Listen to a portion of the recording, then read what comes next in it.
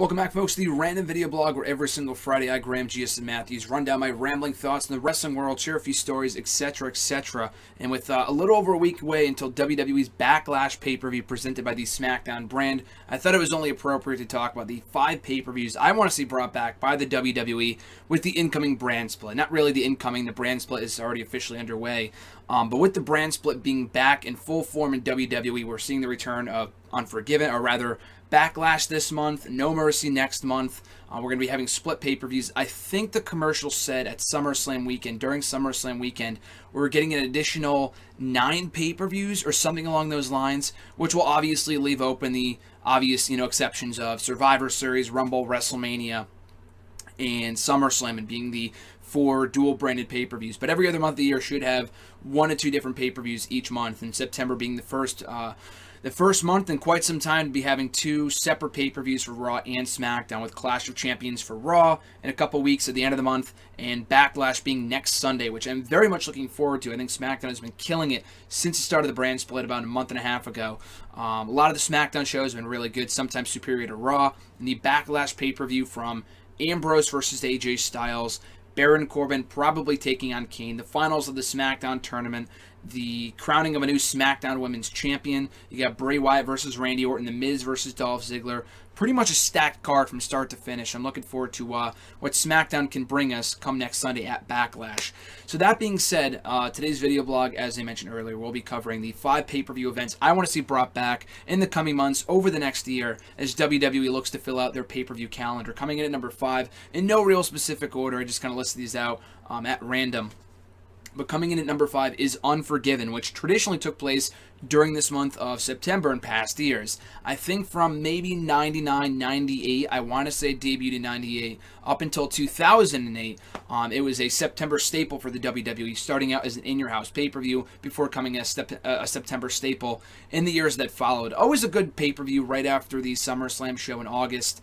I guess Backlash kind of serves that purpose now. I guess if they're keeping Extreme Rules, as I'm sure they probably will, I don't think they're getting rid of any shows. They're just adding to what they already have. I always like Backlash right after WrestleMania, but it still makes sense right after SummerSlam, too. It's the Backlash of the SummerSlam pay-per-view, so I guess it kind of makes sense in that respect, too. But unlike before, it's a SmackDown pay-per-view now, not a Raw pay-per-view, which is pretty cool. So I like that a lot, and I love the pay-per-view poster with AJ and Dean Ambrose. But yeah, Unforgiven was kind of like the Backlash of, to SummerSlam, to what Backlash to SummerSlam is now. Unforgiven kind of filled that spot previously, and a lot of good matches came out of the pay-per-view in past years in that September slot. We had the debut of the Championship Scramble in its final installment. It was done away with in September of 2009 to make way for Breaking Point, and then later the Night of Champions pay-per-view was moved to September before being moved. Actually, it's still in the month of September, but now it's just Clash of Champions.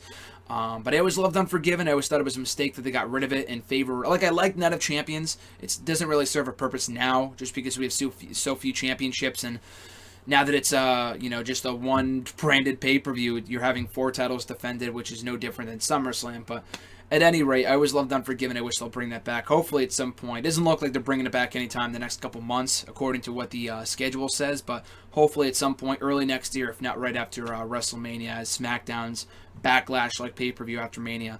Coming in at number 4 is Judgment Day, another very good pay-per-view that I also reviewed on WrestleRant about a year and a half ago. Just the name itself, the pay-per-view, I don't know if it was always amazing in reviewing it for WrestleRant. I don't know. I just didn't find many of the shows to be blockbuster. It was traditionally in the May slot for SmackDown, another SmackDown pay-per-view. Not a terrible show every year, but I thought it was good. I just loved the name. I thought Judgment Day was a freaking great name for a pay-per-view. And like Unforgiven, they got rid of it, I think, in 2009. They had one last pay-per-view in 2009, which was actually a pretty good show. A lot better of a show than I remember it as in watching it back about a year or so ago. But they got rid of it in 2010 to make way for Over the Limit. And then later, I think they moved Payback in that slot and all these other crappy-ass pay-per-views. But yeah, I thought Judgment Day was a great name. A lot better than Over the Limit, which isn't terrible. But not Over the Limit, but Extreme Rules, Payback, which are all right. But Judgment Day was such a great name, and usually a traditionally good pay-per-view for the SmackDown brand.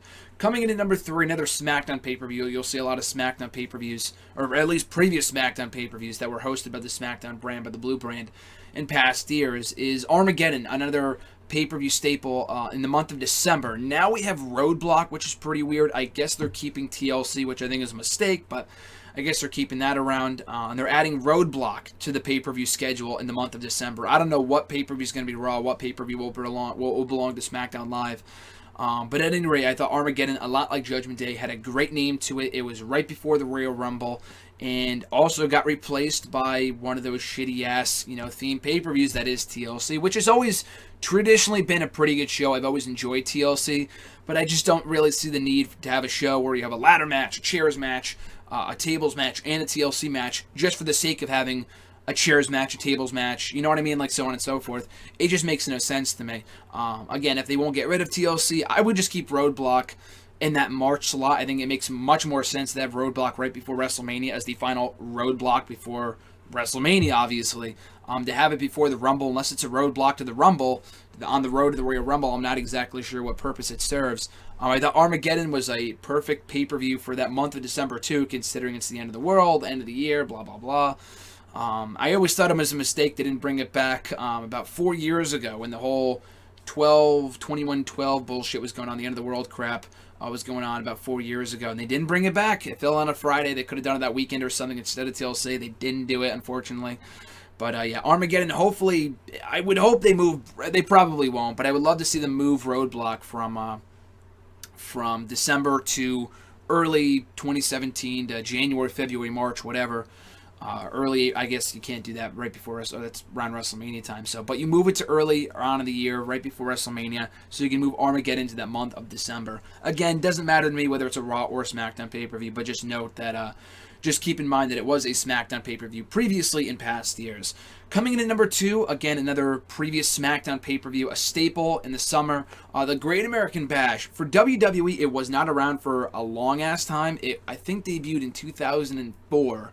I want to say, and then they got rid of it in 2008. So they only had about 4 or 5 installments of it. Obviously, it was a WCW staple for many, many years before they got rid of it, before obviously WCW went under.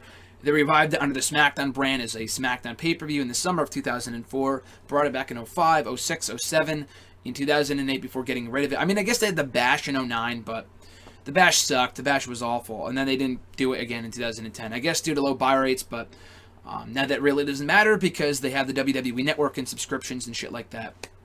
So I would bring back Great American Bash. I wish that was a great pay-per-view too, especially in the month of July, right after the 4th of July. That's kind of traditionally the most American month, most American theme month of the year. So I would bring it back as a SmackDown pay-per-view in the month of July for the SmackDown brand. And again, the Bash is not the same thing. And if they're going to bring back Clash of Champions as a pay-per-view for the Raw brand in the month of September, then why not just bring back the Great American Bash that also has WCW roots? So hopefully we see the return of the Great American Bash at some point down the line. And then last but not least, the most obvious answer here has got to be King of the Ring, which was previously a pay-per-view, believe it or not, from 1993 to 2002, before they got rid of it in 2002. They turned it into a tournament for Raw and SmackDown in 06, 08, 2010, and most recently in 2015 on the WWE Network, but it's just not the same.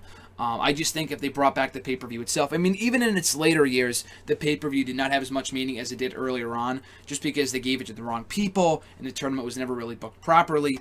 But anyway, though, I thought it was a good pay-per-view. I always thought it was a really, really fun pay-per-view, King of the Ring, and hopefully they do bring it back as a pay-per-view / network special, as opposed to last time when they brought it back in 2015. It was a complete shit show with who they had in it, who they had win it, which I thought was good, with King Barrett initially, but then they just botched it totally. But anyway, King of the Ring would be a great pay-per-view to bring back as part of the WWE's pay-per-view schedule.